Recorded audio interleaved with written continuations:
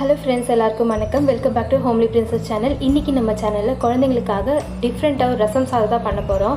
நிறைய பேர் ரசம் சாதம் ரெகுலராக பண்ணுற மாதிரி பண்ணாமல் இந்த மாதிரி பண்ணி கொடுக்கும்போது கொஞ்சம் ஹெல்த்தியாகவும் இருக்கும், அதேமாதிரி டிஃப்ரெண்ட்டாக செஞ்சு கொடுத்த ஃபீலும் இருக்கும். ஸோ அதுக்கு என்னெல்லாம் பொருள் தேவை, அதை எப்படி செய்யலான்னு இந்த வீடியோக்குள்ளே சொல்லியிருக்கேன். வாங்க வீடியோக்குள்ளே போகலாம். இப்போ இந்த ரசம் சாதம் பண்ணுறதுக்காக நான் ஒரு 3 கருவேப்பிலை இலை சேர்த்துருக்கேன். அது கூட ஒரு பல் பூண்டு, அப்புறம் காரத்துக்காக மிளகு சேர்த்துருக்கேன். அதுவும் சின்னதாக ஒரு 3 மிளகு சேர்த்துருக்கேன்.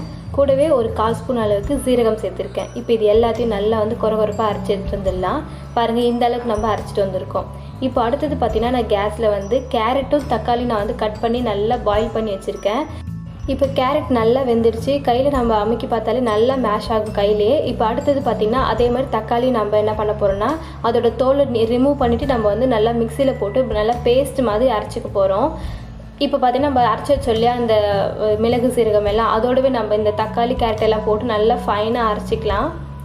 இப்போ இந்த அளவுக்கு அரைச்சதுக்கப்புறமா நான் ஒரு பேனில் கொஞ்சமாக ஆயில் போட்டிருக்கேன். ஒரு ஸ்பூன் அளவுக்கு சேர்த்துருக்கேன். அதில் நம்ம அரைச்சி வச்சுருக்க பேஸ்ட்டை சேர்த்து நல்லா வதக்கிக்கலாம். இந்த எண்ணெயில் ஜஸ்ட் அந்த ரா ஸ்மெல் போகிற அளவுக்கு வதக்குனா போதும். ஏன்னா ஆல்ரெடி நம்ம கேரட்டும் தக்காளி நல்லா பாயில் பண்ணி அரைச்சி வச்சுருக்கோம். அதனால் சீக்கிரமாக அது குக் ஆகிடும். இந்த மிளகு சீரகம் பூண்டோட ஸ்மெல் போகிறதுக்காக தான் நம்ம எண்ணெயில் போட்டு ஃப்ரை பண்ணுறோம்.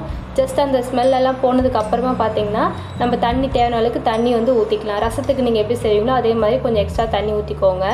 இது பார்த்திங்கன்னா, இந்த தண்ணி நான் தக்காளியும் கேரட்டும் வேக வச்சேன் இல்லையா, அந்த தண்ணி தான் நான் சேர்த்துருக்கேன். ஏன்னா தக்காளி கேரட் நல்லா வாஷ் பண்ணிவிட்டு தான் நான் அதுக்கப்புறம் தண்ணியில் போட்டு வேக வச்சுருந்தேன். அதனால் அந்த தண்ணியை வேஸ்ட் பண்ண வேணாமேனிட்டு நான் அதோட இதை சேர்த்துருக்கேன். இப்போ இதில் கருவேப்பிலை, அப்புறம் பூண்டு, மிளகு சீரகம், இது எல்லாமே ஸ்மெல் ரொம்ப நல்லாயிருக்கும். முக்கியமாக எப்பயுமே நார்மலாக நீங்கள் ரசம் கொடுக்குறத விட இந்த மாதிரி செஞ்சு கொடுக்கும்போது ரொம்ப ஹெல்த்தியாகவும் இருக்கும், டேஸ்ட்டாகவும் டிஃப்ரெண்ட்டாக இருக்கும். அடுத்தது பார்த்திங்கன்னா, கொஞ்சமாக நான் மஞ்சள் தூள் சேர்த்துருக்கேன்.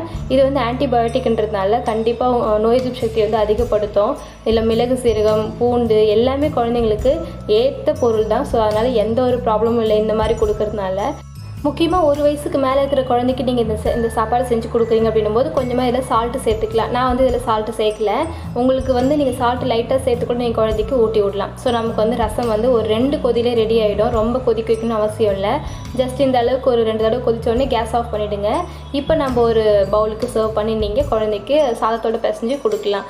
நீங்கள் நல்லா சாதத்தை நல்லா குழைய வடிச்சிட்டு அதில் நீங்கள் இந்த மாதிரி ரசம் ஊற்றி நல்லா பிசைஞ்சு கொடுக்கும்போது குழந்தைங்களுக்கு ரொம்ப வயிறு ஃபில்லிங்காகவும் இருக்கும், கொஞ்சம் ஹெல்த்தியாகவும் இருக்கும். ஏன்னா நம்ம கேரட்டு இதெல்லாம் சேர்த்துருக்கிறதுனால கொஞ்சம் டிஃப்ரெண்ட்டாக இருக்கிற மாதிரி இருக்கும். குழந்தைங்களுக்கு டேஸ்ட் டிஃப்ரெண்ட்டாக இருக்கும். எப்பயுமே ஒரே மாதிரி வெறும் பிளெயினாக தண்ணி ஊற்றி மிளகு சேர்த்து மட்டும் போட்டு கொடுக்குறத விட இந்த மாதிரி கொடுத்தீங்கன்னா கொஞ்சம் நல்லாயிருக்கும்.